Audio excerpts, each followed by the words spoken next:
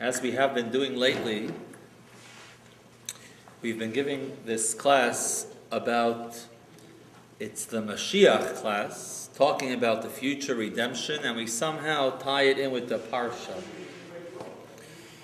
So, the title of this class will be Resurrection of the Dead, and specifically those who died in the desert. We all know that Tchiyat HaMeitim, resurrection of the dead, plays a very big role in the belief of every Jew. As a matter of fact, it's one of the 13 cardinal principles of faith, is to believe that one day there'll be a resurrection of the dead. People will wake up. It's a Jewish belief, and an important Jewish belief. It's a Ikar ba'emunah. It's an extremely important foundation of the faith of a Jew. So this week, in the Torah reading, we read about a couple of million Jews plus, that because of a story that happens, God says you're all dying in the desert, and you're not going to make it to the Holy Land of Israel. What specifically happened was that Moshe sends representatives from each tribe, 12 of them. They go to search the land of Israel. They're there for 40 days and 40 nights. They come back.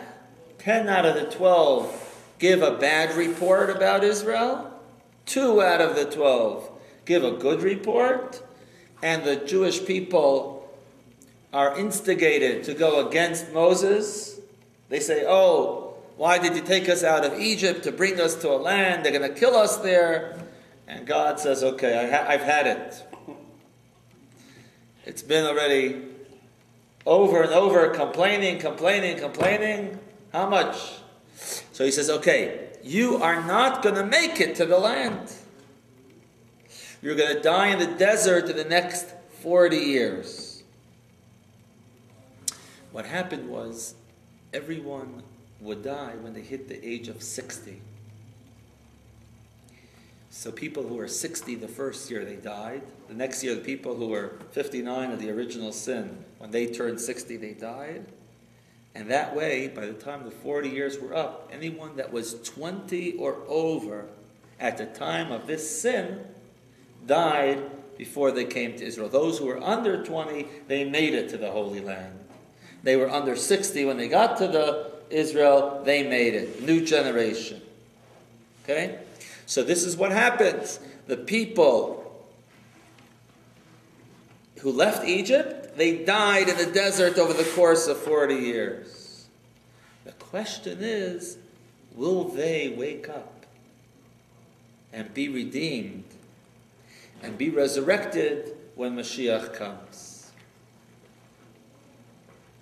Along those lines, so the question would be, would anybody who died before they did Teshuvah be resurrected? And if so, do they have to do Teshuvah first before anything else happens?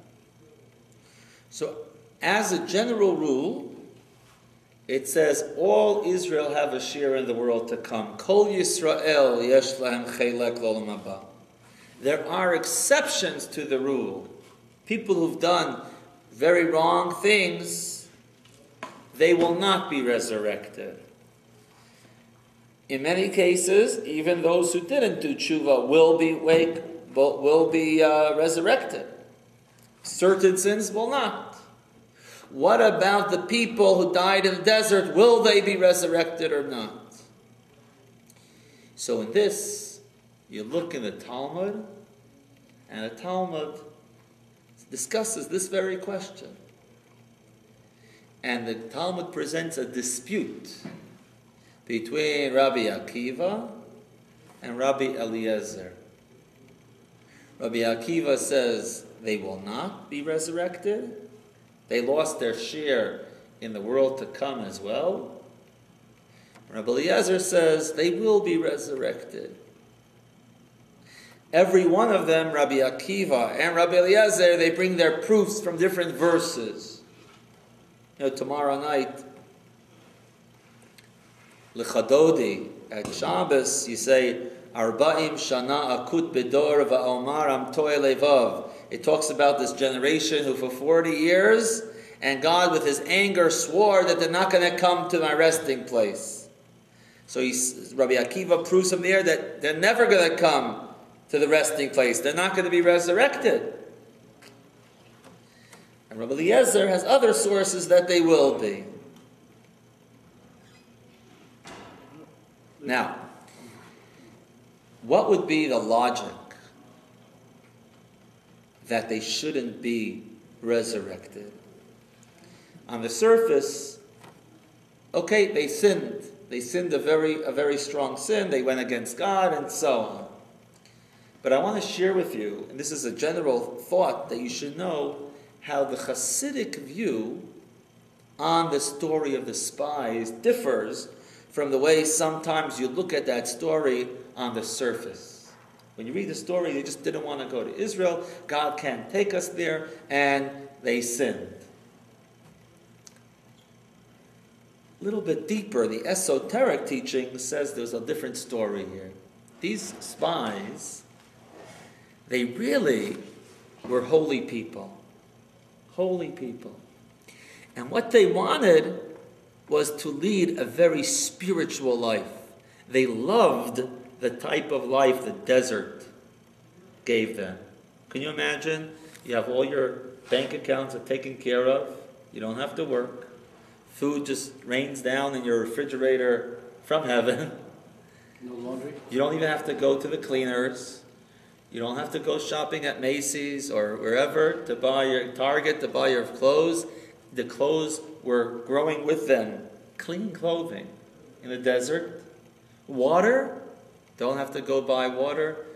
There's a well that travels with them wherever they go. Anyone who wants water, the freshest water they can have. So why would I want to give that up? Go to Israel, they got to get a job.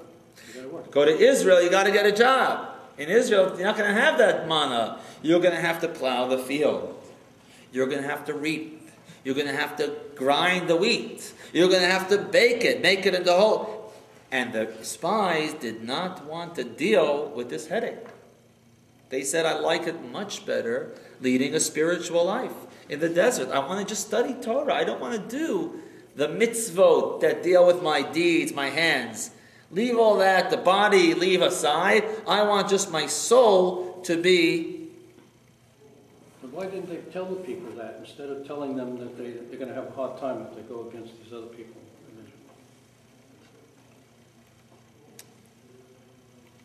See, they were the instigators. Honestly, the people is not as guilty, I think, as they were. They stirred them up.